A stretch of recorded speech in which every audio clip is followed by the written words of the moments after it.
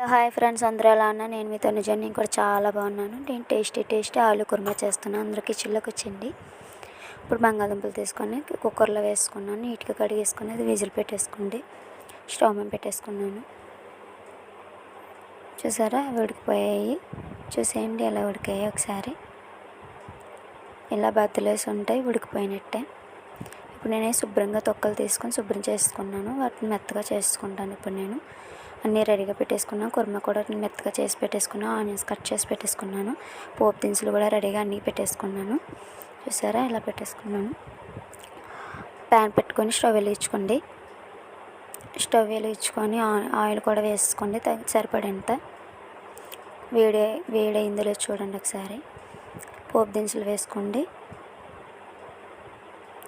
ఎండుమిర్చి కరివేపాకు కూడా వేసుకొని బాగా ఫ్రై చేసుకోండి. అవి బాగా ఫ్రై అయ్యాక ఆనియన్స్ కూడా వేసుకోండి. బాగా కలుపుతూ ఉంటే ఫ్రై అవుతాయి.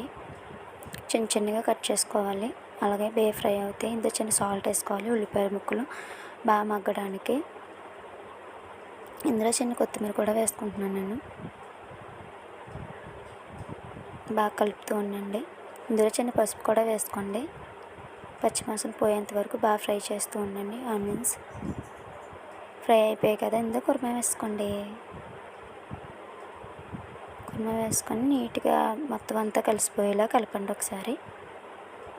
చూసారా బంగాళదుంప కుర్మా రెడీ అయిపోయింది.